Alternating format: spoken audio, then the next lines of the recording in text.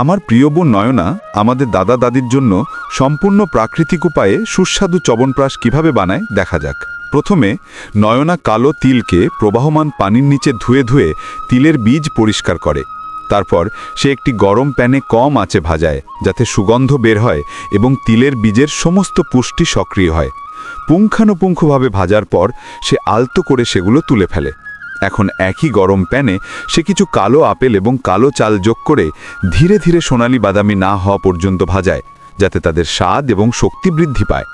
তারপর তার দাদির পুরনো হ্যান্ড মিলে সে ভাজা তিল, কালো আপেল, কালো চাল, কিছু মোটা করে কাটা সয়াবিন, কালো নেক্রোবেরি এবং শুকনো কালো তুঁত পিষে ধীরে ধীরে মিহি গুঁড়ো করে প্রতিটি কণায় পুষ্টি যোগ করে। এদিকে নয়না সাবধানে ম্যাকাডামিয়া বাদাম, আখরোট, পেকান বাদাম এবং হেজেলনাটের মতো শুকনো ফলের খোসা ছাকায়, ভেতরের কোর বের করে খাঁটি এবং তাজা দানা ব্যবহার নিশ্চিত করে। এবার সে এগুলো একটি হাতে তৈরি কলে রাখে এবং সামান্য মোটা করে পিষে নেয়, যার ফলে চবনপ্রাশ মুচমুচে এবং সমৃদ্ধ স্বাদ পায়। একটি পাত্রে সে গুঁড়ো করা শুকনো ফল, আগে থেকে প্রস্তুত বীজের গুঁড়ো, সামান্য খাঁটি গুড় এবং সামান্য জল যোগ করে। সে এটিকে 10 থেকে 15 মিনিট ধরে একটানা নাড়তে থাকে যাতে সমস্ত স্বাদ এবং গুড় মিশে একটি ঘন সুস্বাদু চবনপ্রাশ তৈরি করে।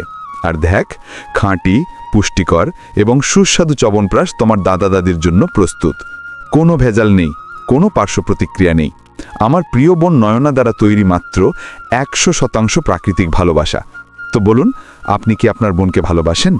দয়া করে চ্যানেলটি সাবস্ক্রাইব করুন, লাইক, কমেন্ট, শেয়ার করে উপকার করুন।